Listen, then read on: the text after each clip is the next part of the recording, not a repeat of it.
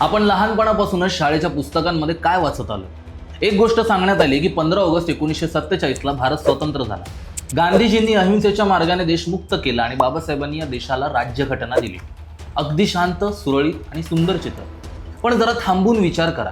इतिहासाचा हा पट घडत असताना असेही काही महत्त्वाचे दस्तऐवज आणि घटना होत्या ज्यावरती आपल्या मुख्य प्रवाहात जास्त चर्चा झालीच नाही कधी. माझ्या हातात ही 1945ची दुर्मिळ ऐतिहासिक फाईल आहे. ही फाईल लिहिली आहे स्वतः डॉक्टर बाबासाहेब आंबेडकरांनी. आणि या फाईलच्या पानापानांवरती आंबेडकरांनी असे काही प्रश्न उपस्थित केले आहेत ज्यावरती इतिहासाच्या नेहमीच्या चर्चांमध्ये बोलायला अनेक जण टाळाटाळ करतात. आंबेडकरांनी थेट विचारलं होतं की मी गांधींना महात्मा का म्हणू. 1955 मधील बीबीसीच्या त्या प्रसिद्ध इंटरव्ह्यूमध्ये पत्रकारांनी जेव्हा बाबासाहेबांना गांधीजींबद्दल विचारलं होतं तेव्हा एका सेकंदाचाही विचार न करता ते म्हणाले होते की ते काँग्रेसचे राजकीय नेते, पण शोषितांचे महात्मा कधीच नव्हते. गांधी आणि आंबेडकर यांच्यात नक्की काय घडलं होतं? महाडच्या चौदार तळ्यापासून ते येरवडा जेलच्या पुना पॅकपर्यंत नक्की कोणता संघर्ष झाला होता आणि या दुर्लक्षित राहिलेल्या फायलींमध्ये नक्की काय लिहिलं गेलंय? आज आपण कुठलाही राजकीय चष्मा न लावता एका इन्व्हेस्टिगेटिव्ह जर्नलिस्टच्या भूमिकेतून या ऐतिहासिक फायलींची पोलखोल करणार आहोत. तपासातली ही पहिली फाईल उघडते 1927चा महाड सत्याग्रह आणि लंडनला जाण्याआधीची ती वादग्रस्त भेट. अनेकदा लोकांना वाटतं की गांधीजी आणि आंबेडकरांचा वाद लंडनच्या गोलमेज परिषदेत सुरू झाला, पण ऐतिहासिक पुराव्यानुसार या संघर्षाची ठिणगी 1927 मध्येच पडली होती.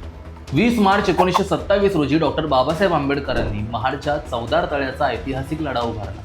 हा लढा केवळ पाण्यासाठी नव्हता, तर शोषितांना मानवी हक्क मिळवून देण्यासाठीचा होता. बाबासाहेबांची अपेक्षा होती की काँग्रेस आणि महात्मा गांधींनी या मानवी हक्कांच्या लढ्याला उघड पाठिंबा द्यावा, पण काँग्रेसने या सामाजिक आंदोलनापासून अंतर राखलं. इथूनच बाबासाहेबांच्या मनात काँग्रेसच्या सामाजिक धोरणांबद्दल साशंकता निर्माण झाली. त्यानंतर 14 ऑगस्ट 1931 रोजी लंडनला जाण्याआधी मुंबईच्या मणिभवन येथे गांधीजी आणि आंबेडकरांची पहिली थेट वैयक्तिक भेट झाली. गांधीजींनी विचारलं, मी ऐकलंय की तुमचा काँग्रेसवर आणि माझ्यावरती विश्वास नाही. तेव्हा बाबासाहेबांनी थेट गांधीजींच्या डोळ्यात पाहून एक वाक्य उच्चारलं होतं, गांधीजी, माझी स्वतःची अशी कोणतीही मायभूमी नाही. ज्या देशात आम्हाला कुत्र्या मांजरांसारखं वागवलं जातं, जिथे पाणी पिण्याचा अधिकार सुद्धा दिला जात नाही, त्याला मी माझी मायभूमी कशी मानू? आणि याच अत्यंत तापलेल्या पार्श्वभूमीवर दोघेही लंडनच्या गोलमेज परिषदेत आमनेसामने आले. फाईल नंबर 2, लंडन गोलमेज परिषद. लंडनच्या गोलमेज परिषदेत ब्रिटिश सरकारासमोर भारताच्या भविष्याचा नकाशा मांडला जात होता. गांधीजींचं ठाम म्हणणं होतं की मी संपूर्ण भारताचं आणि सर्व घटकांचं प्रतिनिधित्व करतो. भारताला आधी ब्रिटिश राजवटीतून स्वातंत्र्य मिळालं पाहिजे.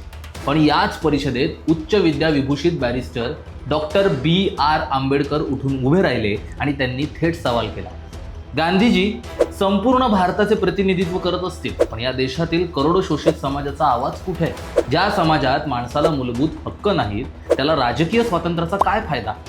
बाबासाहेबांना भीती होती की ब्रिटिश निघून गेले आणि सत्ता पुन्हा सनातनी उच्चवर्णीयांच्या हातात गेली तर शोषितांची स्थिती अधिक बिकट होईल. म्हणूनच त्यांनी ब्रिटिशांकडे मागणी केली, दलितांना स्वतंत्र मतदारसंघ मिळाले पाहिजेत. इथून या दोन विचारसरणींमधील दरी अधिक रुंदावली गेली. फाईल नंबर 3, अस्पृश्यता निवारण, हृदय परिवर्तन की कायदेशीर हक्क. आता उघडते ही तिसरी फाईल, अस्पृश्यता निर्मूलनाची खरी पद्धत. गांधीजींचा संपूर्ण भर हा हृदय परिवर्तनावरती होता. गांधीजी मानत होते की उच्चवर्णीयांच्या मनात पश्चातापाची भावना निर्माण करून समाजात नैतिक बदल घडवता येईल. म्हणूनच त्यांनी दलितांना हरिजन म्हणजेच काय तर देवाची माणसं हे असं नाव दिलं आणि मंदिर प्रवेशासाठी आंदोलनं केली. पण माझ्या हातात असलेल्या या फाईलमध्ये आंबेडकरांनी गांधीजींच्या या धोरणावरती अत्यंत कठोर भाष्य केलं होतं. बाबासाहेबांचे शब्द होते, हजारो वर्षांचं शोषण आणि अपमान केवळ गोड बोलून किंवा हृदय परिवर्तनाने संपणार नाही. दलितांना हरिजन नाव देऊन मूळ समस्येला मुलामा लावू नका. आम्हाला कुणाच्या दयेची भीक नकोय, आम्हाला आमचे हक्क हवेत. बाबासाहेबांचा सर्वात मोठा आक्षेप हा होता की गांधीजी एकीकडे अस्पृश्यतेला पाप म्हणायचे, पण दुसरीकडे मात्र पारंपरिक वर्णव्यवस्थेचे समर्थन करायचे. आंबेडकरांचे विचार स्पष्ट होते, जोपर्यंत समाजात वर्णव्यवस्था आणि चातुर्वर्ण्य टिकून आहे तोपर्यंत अस्पृश्यतेचा समूळ विनाश अशक्यच आहे. फाईल नंबर 4, 1932चा पुना पॅक, संघर्षाची पराकाष्ठा. आणि आता उघडते सर्वात वादग्रस्त आणि ऐतिहासिक फाईल, 1932चा पुना पॅक्ट. लंडनच्या परिषदेनंतर ब्रिटिश सरकारने आंबेडकरांची मागणी मान्य केली आणि दलितांसाठी स्वतंत्र मतदारसंघ मंजूर केले. याचा अर्थ काय होता? तर दलित वस्तीतून दलित नेताच उभा राहणार आणि त्याला फक्त दलित समाजच मतदान करणार. शोषितांना स्वबळावर राजकीय नेतृत्व मिळण्याची ही इतिहासातील सर्वात मोठी संधी होती. पण 20 सप्टेंबर 1932 रोजी वृत्तपत्रांमध्ये एक बातमी घडकली. गांधीजींचे येरवडा जेलमध्ये आमरण उपोषण. गांधीजींचं म्हणणं होतं की स्वतंत्र मतदारसंघामुळे हिंदू समाजात कायमची फूट पडेल आणि दलित मुख्य प्रवाहापासून वेगळे होतील. गांधीजींच्या उपोषणामुळे संपूर्ण देशाचं लक्ष येरवडा जेलकडे लागलं. जसजशी गांधीजींची तब्येत बिघडत गेली तसतसा आंबेडकरांवरती प्रचंड दबाव आणला गेला. गांधीजींच्या जीवाला जर काही झालं तर देशात दलितांवरती हल्ले होतील अशा धमक्या दिल्या जाऊ लागल्या. अखेर 24 सप्टेंबर 1932 रोजी गांधीजींचा प्राण वाचवण्यासाठी बाबासाहेबांनी माघार घेतली आणि पुना पॅक्टवरती स्वाक्षरी केली. स्वतंत्र मतदारसंघाऐवजी फक्त आरक्षित जागा निश्चित झाल्या. बाबासाहेबांनी नंतर आपल्या या पुस्तकात उद्विग्नपणे लिहिलं होतं, गांधींच्या या उपोषणाने शोषितांच्या स्वतंत्र राजकीय अधिकारांवरती पाणी फेरलं गेले. फाईल नंबर 5, 1947 ते 1956. मतभेदांनंतरही एकत्र बांधलेलं राष्ट्र. पण मित्रांनो, या केस फाईलमध्ये एक असा टप्पा आहे जो अनेक जण सांगायला विसरतात. इतके तीव्र वैचारिक मतभेद असूनही जेव्हा 15 ऑगस्ट 1947ला भारत स्वतंत्र झाला तेव्हा महात्मा गांधी, जवाहरलाल नेहरू, सरदार पटेल यांनी एक ऐतिहासिक निर्णय घेतला होता.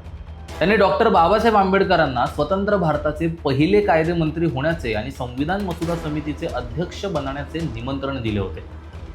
गांधीजींना ठाऊक होतं की या देशाला जर खऱ्या अर्थाने लोकशाही बनवायचं असेल तर डॉक्टर आंबेडकरांच्या बुद्धिमत्तेची आणि कायदेविषयक ज्ञानाची देशाला गरज आहे. आंबेडकरांनीही देशहितासाठी हे निमंत्रण स्वीकारलं आणि भारताला जगातील सर्वात मजबूत आणि समतावादी राज्यघटना दिली. पुढे 1951 मध्ये हिंदू कोड बिल मंजूर न झाल्याने बाबासाहेबांनी राजीनामा दिला आणि 1956 मध्ये नागपूरच्या दीक्षाभूमीवरती लाखो अनुयायांसह बौद्ध धम्माचा स्वीकार केला. या सर्व ऐतिहासिक फायलींचा आणि या घटनांचा अभ्यास केल्यानंतर एक गोष्ट स्पष्ट होते, गांधी आणि आंबेडकर यांच्यातील हा वाद या दोन व्यक्तींमधला वैयक्तिक राग किंवा द्वेष नव्हता. हा वाद होता तो दोन वेगवेगळ्या विचारसरणींचा. इतिहासकार राजमोहन गांधी यांच्या मते गांधीजींनी देशाला ब्रिटिशांच्या गुलामीतून मुक्त करण्यासाठी राजकीय स्वातंत्र्य मिळवून दिलं, तर डॉक्टर बाबासाहेब आंबेडकरांनी त्या स्वातंत्र्याला संविधान, समता आणि सामाजिक न्यायाची भक्कम पायाभरणी करून दिली. गांधीजींचा मार्ग हा नैतिकता, अहिंसा आणि जन आंदोलनाचा होता, तर बाबासाहेबांचा मार्ग हा कायदा, शिक्षण आणि घटनात्मक क्रांतीचा होता. एकाशिवाय दुसरा अपूर्ण होता. गांधी नसतील तर देशाला स्वातंत्र्य मिळालं नसतं आणि आंबेडकर नसतील तर या स्वातंत्र्यात देशातील शेवटच्या माणसाला न्याय आणि समान हक्क मिळाला नसता. आज 75 वर्षांनंतर या इन्व्हेस्टिगेटिव्ह रिपोर्टचा आधार घेऊन तुम्हीच ठरवा, आजच्या भारतासाठी गांधीजींचं हे हृदय परिवर्तन योग्य होतं की आंबेडकरांचा घटनात्मक लढा? तुमचा निष्पक्ष निष्कर्ष कमेंट्समध्ये नक्की सांगा. हा इतिहास तुमच्या मित्रांपर्यंत पोहोचवण्यासाठी व्हिडिओ नक्की शेअर करा, लाईक करा आणि चॅनलला सबस्क्राईब करायला विसरू नका. धन्यवाद.